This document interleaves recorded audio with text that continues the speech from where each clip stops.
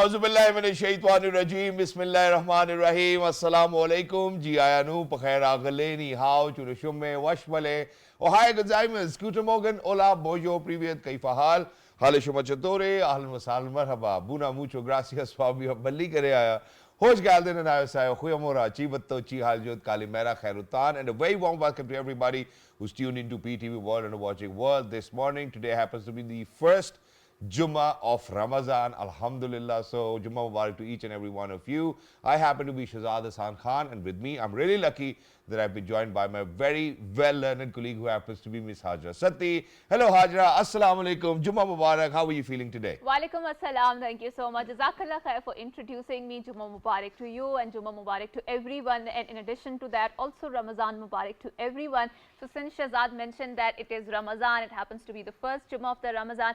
So, why don't we resonate with the spirituality, with the sacredness of this holy month and also of this holy day. So without any further ado, we would want to introduce our Naat here, and she will obviously recite Naat for us. We are very glad that we have been joined by ELAF FAROOK. Assalamu alaikum ELAF and Bismillahirrahmanirrahim. Sallallahu alayka ya Rasulallah वसल्लम अलैका या हबीबल्लाह खुला है सभी के लिए बाबे रहमत वहाँ कोई रुतबे में अदनान आली मुरादों से दामन नहीं कोई खाली कतारे लगाए खड़े हैं सवाली मैं पहले जब मदीने गया था तो थी दिल की हालत तड़प जाने वाली मैं पहले जब मदीने गया था तो थी दिल की हालत तड़प जाने वाली वो दरबार सचमुच मेरे सामने था अभी तक तस्वर था जिसका ख्याली खुला है सभी के लिए बाबे रहमत वहाँ कोई रुतबे में अदनान आली जो एक हाथ से दिल संभाले हुए था तो थी दूसरे हाथ में सब्ज जाली जो एक हाथ से दिल संभाले हुए था तो थी दूसरे हाथ में सब्ज जाली दुआ के लिए हाथ उठते तो कैसे न ये हाथ खाली न वो हाथ खाली खुला है सभी के लिए बाबे रहमत वहाँ कोई रुतबे में अदनान आली जो पूछा है तुमने कि मैं नज़्र करने को क्या ले गया था तो तफसील सुन लो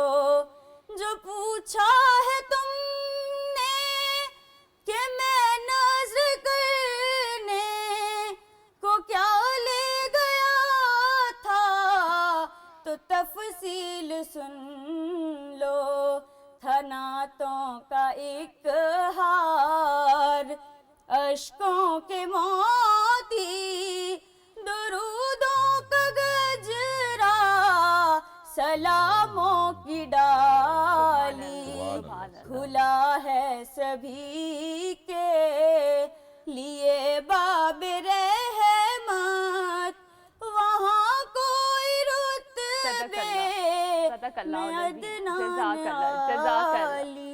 Jazakallah, and this is such a beautiful redemption of the spirituality that we heard early in the morning in the Jummah. And Shahzad, now we would like to delve into a very interesting conversation, a very interesting topic, and that topic relates with obviously the Islam. But before that, I do believe that we have some interesting news to share. Right? Exactly, and to kind of share that, I think it's really important that we actually kind of speak about, how Ramadan is around the world. We have been talking about it, how, we share this news that there was an open iftar, in Windsor Castle. We took people to, Canada, London, and, we've been talking about it. So now imagine that, like in other parts of the world, the holy month of Ramadan is observed with religious fervor and zeal in Germany as well. But we will delve into it. Yeah. But Shahzad, there's also very interesting news, and that is that the group of people who are Spanish Muslims, and they have actually started to recreate their travel from the Andalusia, and they are going on a horseback, and they're traveling to Saudi Arabia to perform their Hajj,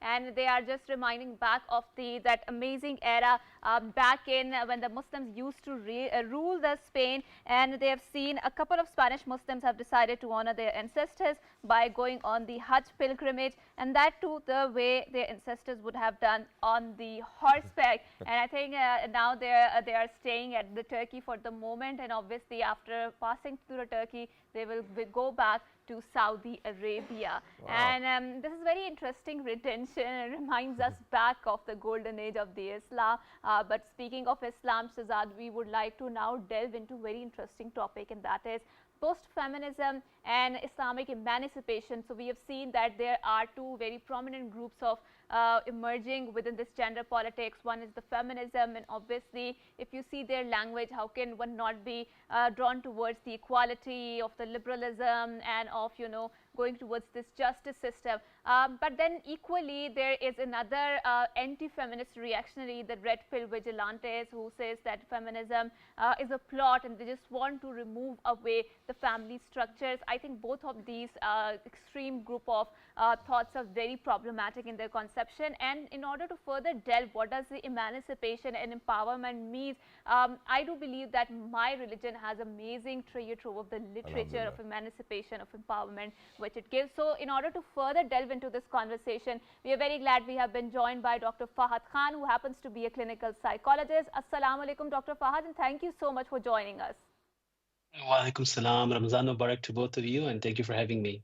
Ramadan Mubarak to you. So Dr. Fahad, let's delve into and let's deconstruct this post-feminism, right? You've heard the intro. Do you agree with this assertion that both these groups of thoughts, they have their own extreme tendencies and they're not empowering at all? Yeah, absolutely. I think we have to recognize that most movements that have come into being since Enlightenment have been extreme because they are based on reaction. Whenever you have a action, and we know through physics that has an equal and opposite reaction, and that's what's happening here. Unfortunately, the way Muslims have lived in the recent past, in the past few hundred years, we have created certain voids, and there's been reasons why these movements have been given this way. So I think the onus is also on us, and we have to recognize that before we begin to criticize the movements. Exactly. So, for us to kind of have a better understanding, I think we'll have to go back in time and speak about our mother, Hazrat Khatija alayhi salam as well, where how she was a business lady. She would support Prophet Muhammad sallallahu alayhi wa sallam. She was older than Prophet Muhammad sallallahu alayhi wa sallam. And even on instances, Prophet Muhammad sallallahu alayhi wa sallam, when he was asked by his other wives that who do you love the most, he would always say that, that Khatija was with me in those times which were full of distress. Absolutely. And I think that brings us to an important point, which is when Islam came into existence, Islam empowered women. Before Islam, people used to bury their daughters. Having daughters was considered disgraceful. The Prophet ﷺ honored his daughter. whenever he used to come from a travel, he used to come and visit Fatima Zahra radiallahu anha. He, like you mentioned, he gave so much love and care to Khadija. He gave so much love and care to Aisha radiallahu anha. He honored the woman because that's what Islam was meant to be for.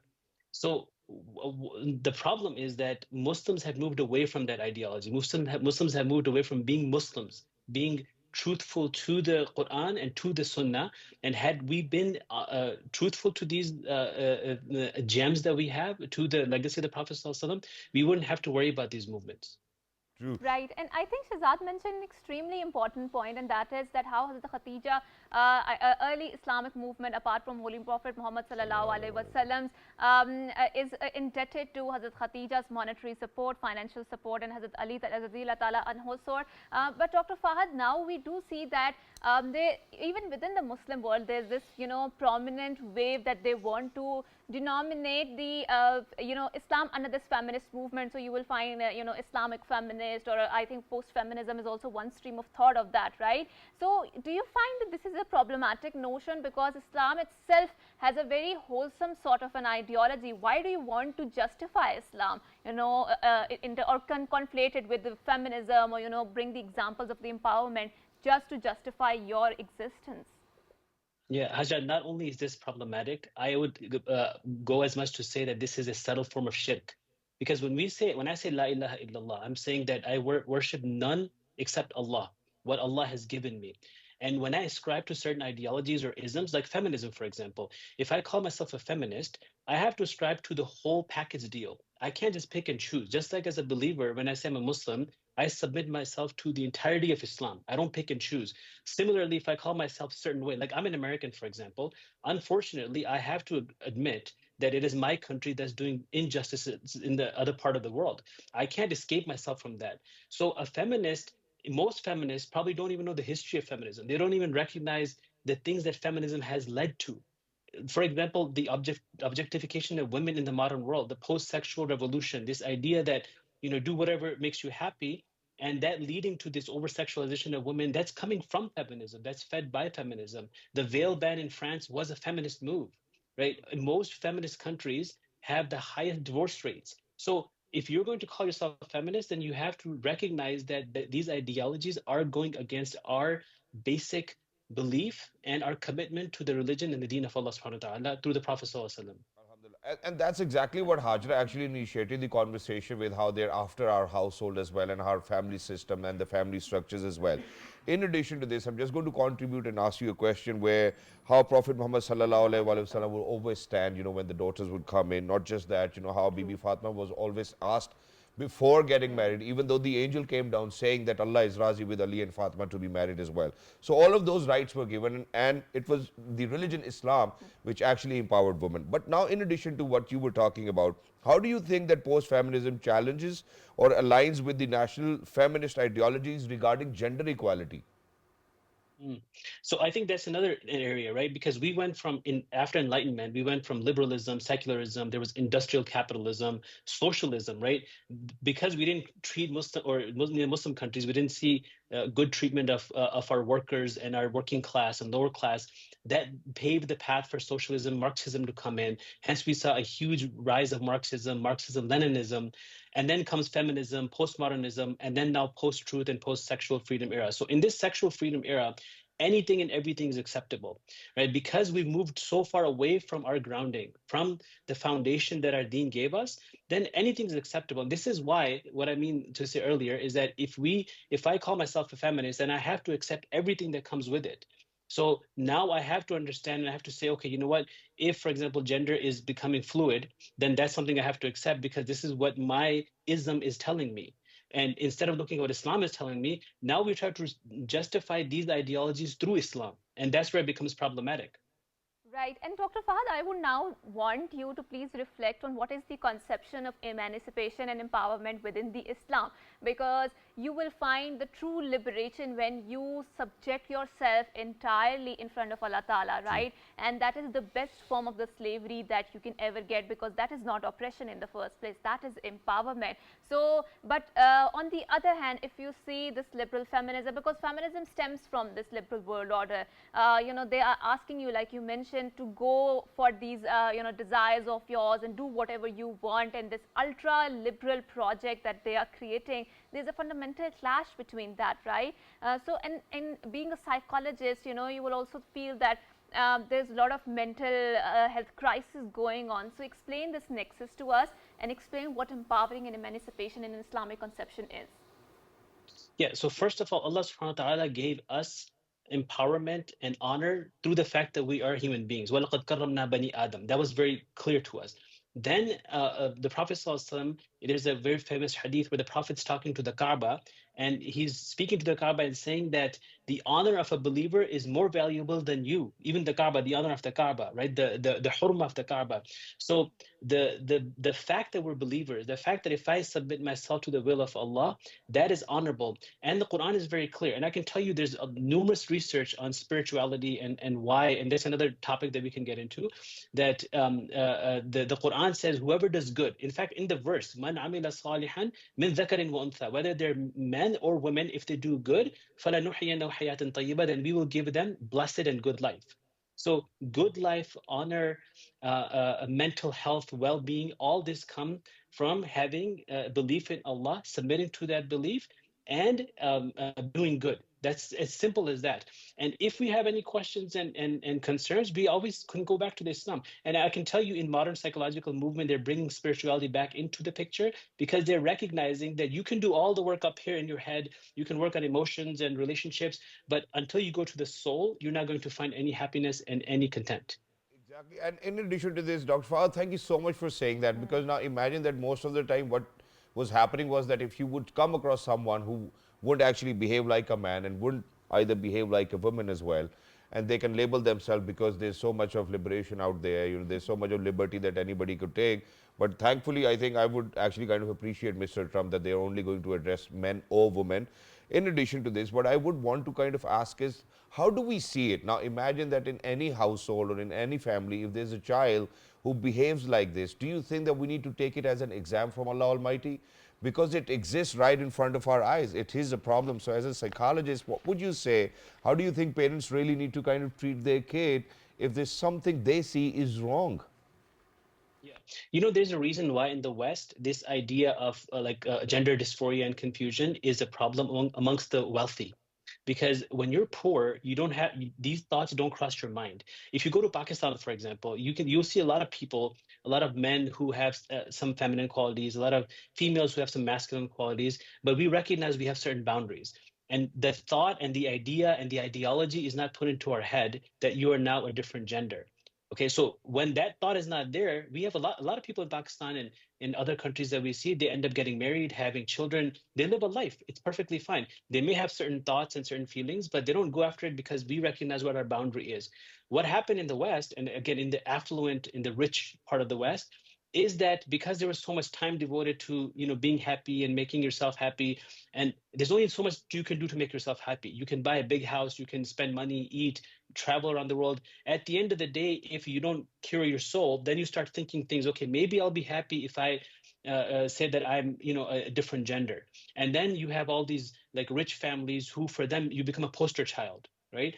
And so what I suggest is that we have to, first of all, as parents, we have to set examples for our children. What is a man supposed to be? The example is very clear, the Prophet ﷺ. Like the Prophet ﷺ, if you look at Sirah, he would go to war, he would come back, he would treat his daughter with respect, he would sew his own buttons, he would take care of the house, he would take care of his family.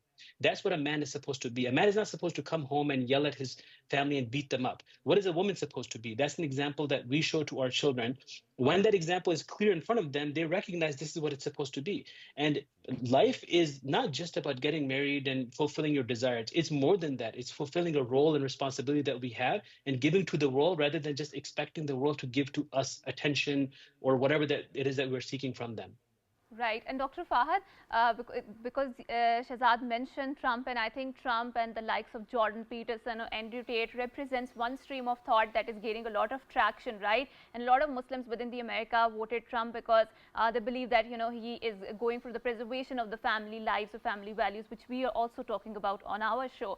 But also please highlight what is problematic in this red pill vigilante movement, or I would like to say the anti-feminist reactionaries who are coming. Okay, you know, certain points we do agree with them, because we also talk about preservation of the household and a marriage is between a man and woman. But again, at the I think that reaction towards this ultra liberal project, it's also very problematic in a ways, because in Islam there's a very beautiful conception of that, and right, and man of the house or manning up the situation is very, very different as compared to Islam and what West is doing. For example, critiquing that 50-50, you know, work contribution concept in Islam. Her money is her money and his money is also her money in the first place, right? So please go and explain that.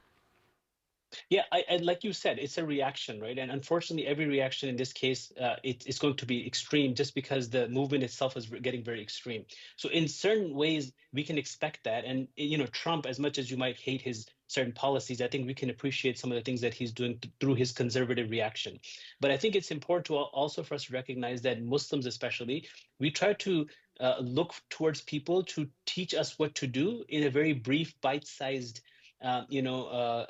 like knowledge or information. So it's easy. We would rather sit and watch like a 5-minute clip from Andrew Tate, right, on how to be a man, than instead go and read through the Seerah of the Prophet ﷺ, read through the Ottoman literature on Futuwa, which talks about how to be a man, very clear guidelines on how to be a man.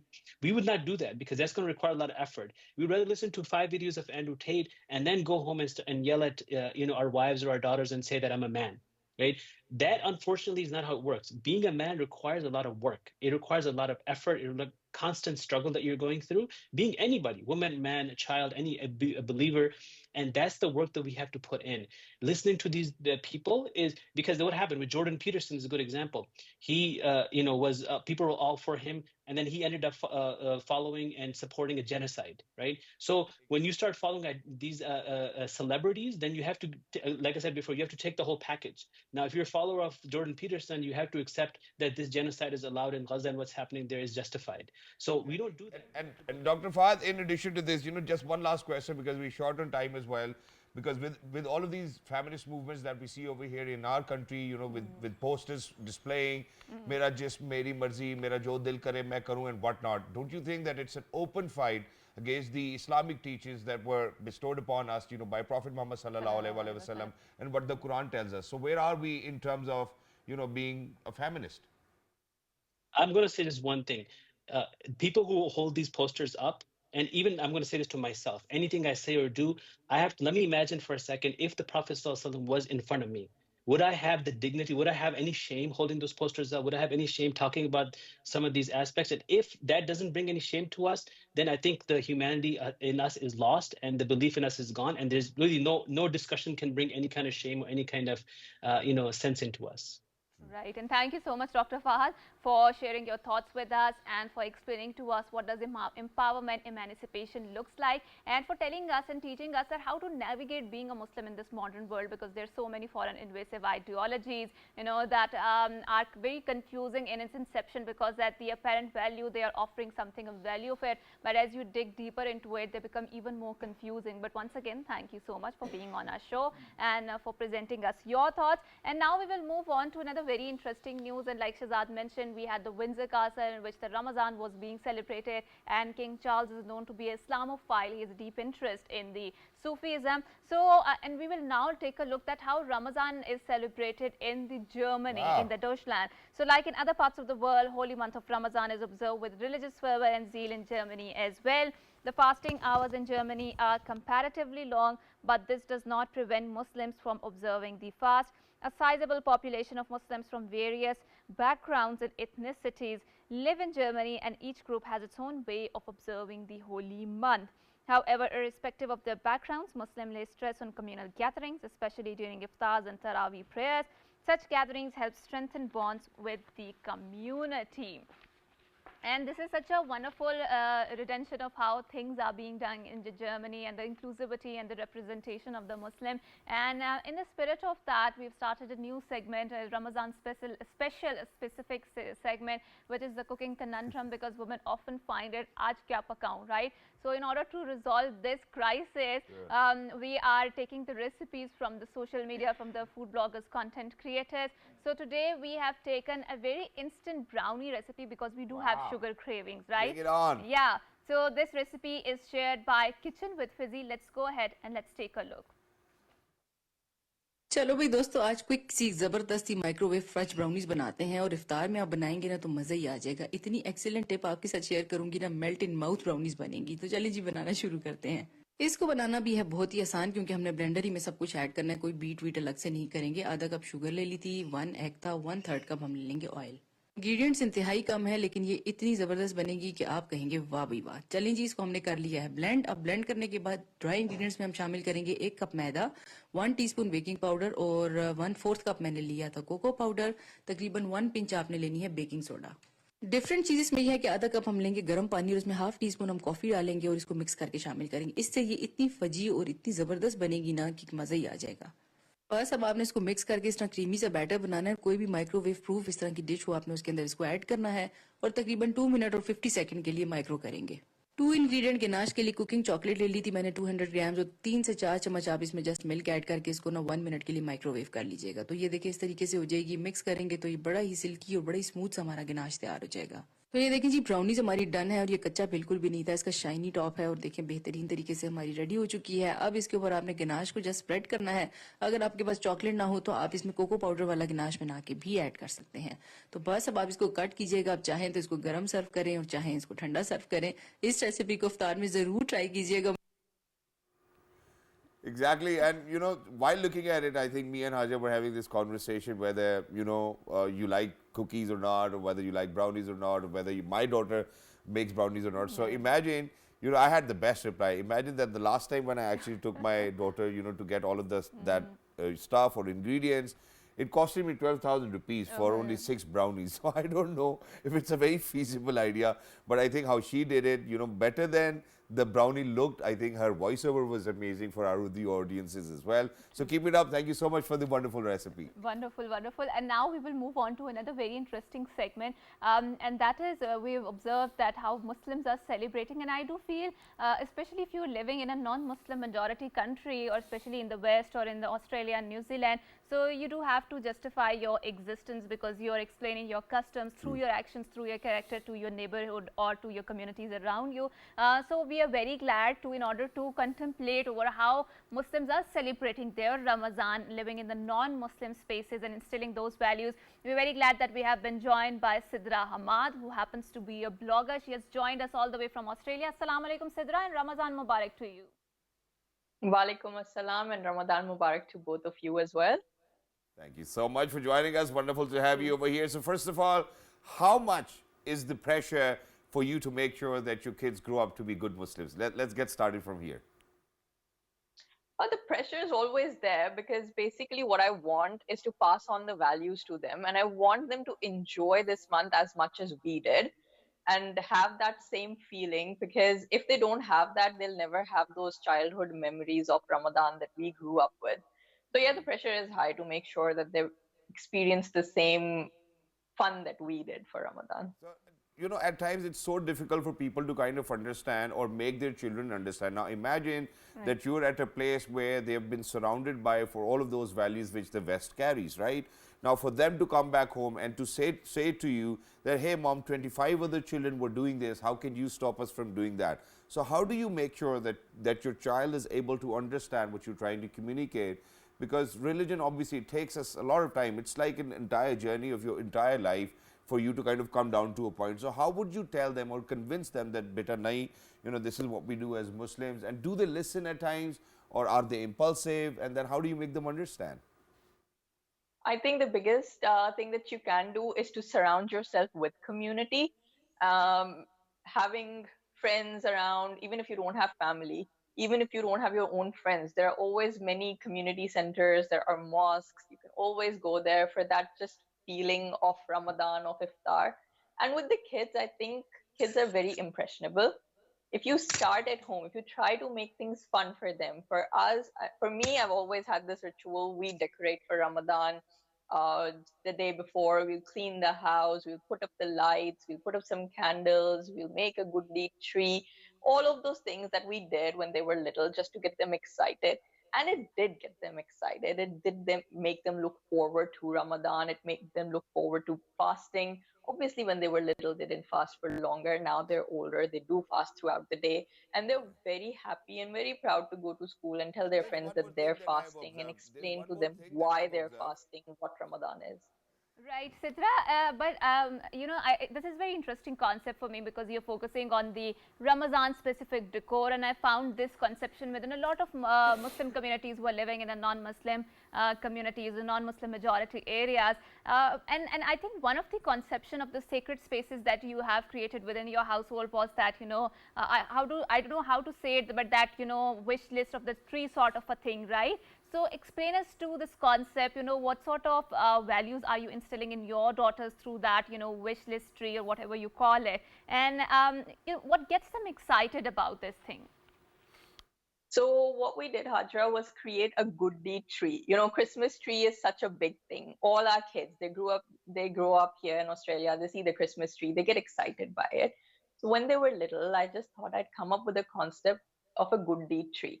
Now with Ramadan, a lot of us, we get carried away and make it all about food. I did not want that. I want my kids, when they were especially little, to understand the actual essence of Ramadan, which was kindness, compassion, um, and just empathy. So what I did was, and what we've done throughout the years was come up with a concept where we would just find a branch outside, stick it in a pot, and just come up with 30 good deeds.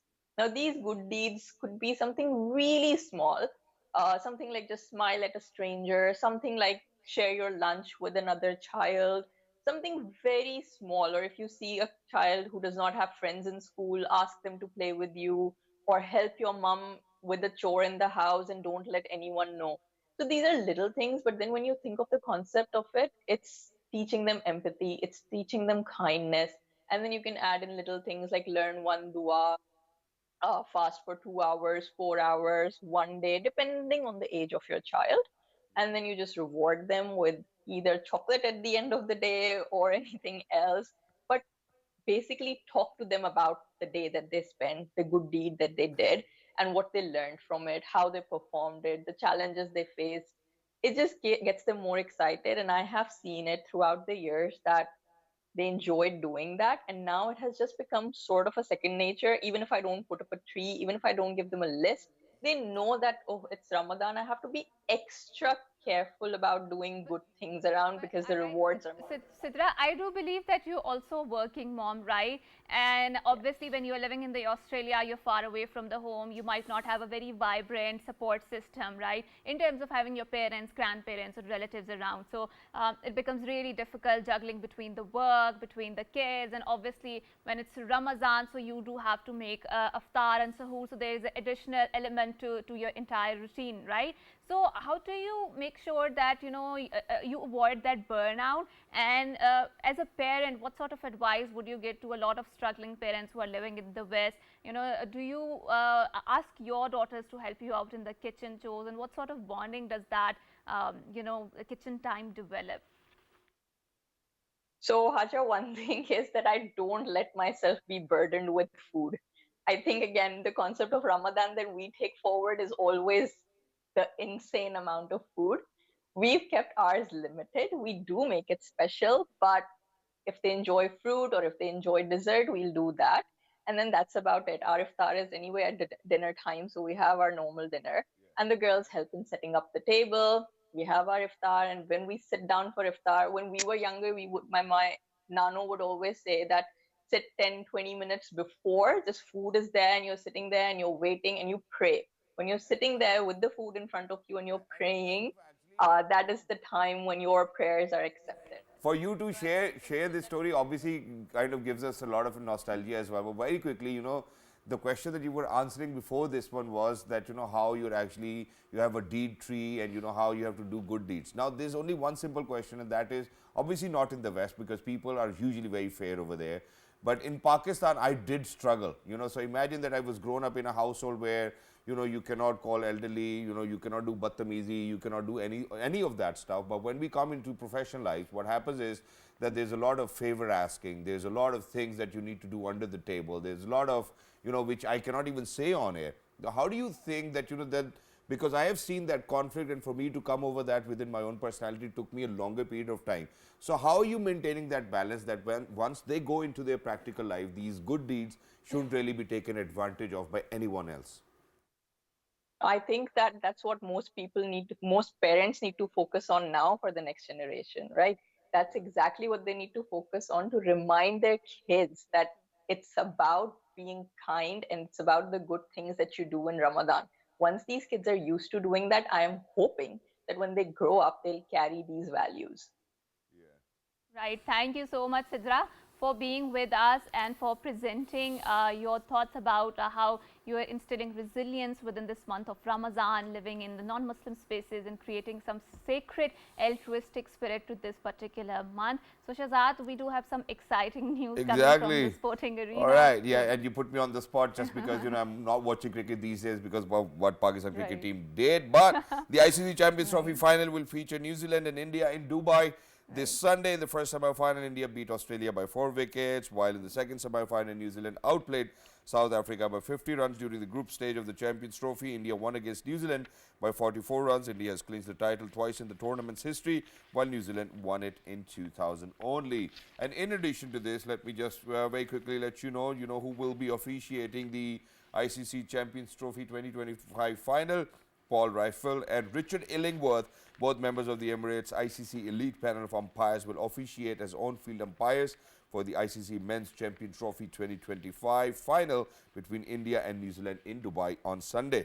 Wonderful, wonderful. And I think, again, relating to the sporting arena, Pakistan team has departed for the Special Olympics in Italy. A 25-member Pakistani delegation, including special athletes, coaches, officials, medical staff, and youth leaders, have departed for the Special Olympics World Winter Games in Turin in Italy. The team is traveling via private airline with a transit stop in Abu Dhabi. The World Winter Games will be held from March 8 to 15th in Turin, with over 1,500 athletes and 2,000 volunteers from more than 93 countries participating. Pakistani athletes will compete in snowshoeing and cross-country skiing events representing the country at this prestigious international sporting event. Wow, so best of luck to our Pakistani players who are out there as well. And the Milano Cortina 2026 Winter Paralympics will begin with Italian ski resorts in the Dolomites set to co-host the event. Around 600 athletes will compete in 79 medal events across 6 sports, including para-alpine skiing, para-biathlon, para-cross-country skiing, para-ice hockey, para-snowboard, and wheelchair curling. Fans return for the first time since Pyeongchang 2018, adding excitement to the Games. This event will also mark the 50th anniversary of the first Paralympic Winter Games and the second time Italy hosts 20 years after Torino 2006. Right, and I think Shahzad is quite heartbroken from the cricketing performance, but now Pakistan has finally defeated India in Asia Mini Football Nation Cup 2025. So in order to unfold this conversation on this very much needed win to heal our broken hearts, we are very glad that we have been joined by MUBASHER SANJRANI, who happens to be the president of Pakistan Mini Football. Assalamu alaikum, MUBASHER, and thank you so much for joining us. Thank you so much. So first of all, congratulations to all those players who've scored, maybe Abdullah and all of those other players. It's wonderful. You were here just a couple of days ago talking about the Mini Football Championship, which is going on. And in addition to this, it's happening in Sharjah. So please take us through, how do you feel about this victory and what's up next for Pakistan? Well, Alhamdulillah, we are very happy with the victory. It was not an easy match. And, playing for the first time, representing Pakistan, and after a lot of struggle. But we are very happy with the result. And the results is just because of the good efforts that we have with the players. MashaAllah, we, in a very short time, we have to select the players and bring them to Sharjah. And it was like something, whenever we play against India, it's something special to us as well. And winning was the best part that we have. Winning is now probably, if we are winning against India, is probably only in football now because cricket is out of sorts. Anyways, but in addition to this, I think one of the most amazing facts was that one of the member national assemblies is actually a part of the team which actually played against India. So please take us through. Is he a good player, for him to be in the team? No, of course, he's an ex-professional football players, and we have the honor, to have in the team as well with his experience. And as you know, being an MNA member of the National Assembly is very difficult to get the time, but he was very, happy, and he was, enthusiastic to play with representing Pakistan. So it was honor for us as well. Right, Mubasher. So please take us through what are your goals, what are the other tournaments which are coming up in the terms of football, and what are some of the missing gaps that you feel, or weaknesses that you feel that Pakistani football team needs to cover up?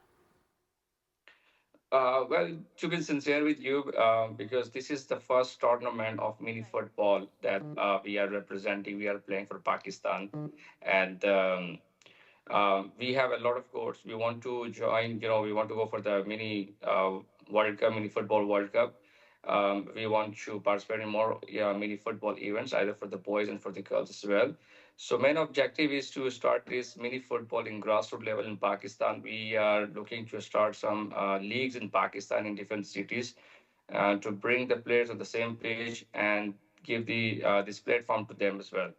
Exactly. And Apart from this, well, initially. Sanjrani Sahab, in addition to this, I think, where Haja has actually spoken about the challenges, one of the challenges must have been making sure that we get the right sponsors as well. So I would, on your behalf, I would love to congratulate, RIFA over here, RIFA University Records, Max Investment and SAF Group for making sure that that you guys were able to put it together, take the team to Sharjah and then compete against India. And now you're actually eyeing against UAE. So where is our preparation? Because UAE is fairly a good team. Yes, yesterday night we had the match against UAE, and it was a very good match against them because they were hosting. They were one of the strongest teams that we have in the tournament, and we were winning the match by 1-0. And then in the second half, we draw the match 1-1, and in the last 2 minutes, they scored one of the winning goal. So we lost the match yesterday against them 2-1. But everyone was very, amazed with the performance by the Pakistani players, although it was not a good day for us yesterday night against UAE. But they now know that Pakistan is not about cricket, it's also about football. But Sanjrani Sahab, this is what exactly my point is. Now imagine that for any game or any sport which is happening, I don't know that we are always eyeing against India. I think we really need to come out of that zone now, and we really need to kind of take UAE seriously or other teams seriously as well. Why do we have to always promote the India nu harata? I think we need to kind of do better as players and as teams. Yes, that's true. That's true. Because the match against India is something different rather to other matches as well. But of course, we are going to play today. For example, we are playing against Iraq in the night. So now we are focused towards this match against Iraq. But that's the teams must need to know that they have to play with all the teams. Of course, I congratulated everyone, even the Indians team as well, even the UAE team yesterday as well. So the idea is now to focus on the other matches that we have. But still, we really need to kind of congratulate you, Sanjrani Saab, because of your efforts and that, there's Pakistan's representing in mini football. But in addition to this, do we have, or are we working on domestic structure for football, where players could go, prepare, and then will be picked up on merit? Because it was too quick. You came over here after we got to know that you guys are already competing. So do you think that you've done justice with whoever players have been picked or selected? Do you think that we will in future have a domestic structure to compete against tougher teams? Shahzad is already heartbroken with when it comes to the selections. Yeah. No, exactly. This time, we selected those individuals, those players, those are professional players that we have in Pakistan. They are also playing for the national football team as well. Although we have a very short time to prepare the team, but now what we are going to do, because we have a lot of discussion with the management, we are going to introduce in Pakistan, as I said, these leagues that we are now focusing. We are going to start some talent hunt program as well for mini football. Already we have some discussion with some of these stakeholders that we have in Pakistan. So we have a lot of players playing in Sharjah and Dubai as well. So the idea is to start the leagues, to give the platform, bring those boys in front and support them as well, because we have a lot of talent in Pakistan in terms of mini football, and even you can see there now we have a lot of pitches in all the cities. So now the time is there, and I think so in mini football, which is a grassroots level, and we can do something for Pakistan. We can bring some big trophies as well, and we can play even the World Cup. Right. Thank you so much, Mubasher, for shedding light on this brilliant achievement. And I think much needed respite that we needed. Perhaps it will help us heal our broken hearts when it comes to our losses against the India and the cricketing sports. But with that, we are bidding you farewell. Until next time, it's a goodbye. Allah Hafiz. Ramadan Mubarak and Jummah Mubarak. Jummah Mubarak, everybody. Look after. Have a great day. Allah Hafiz. Allah Hafiz.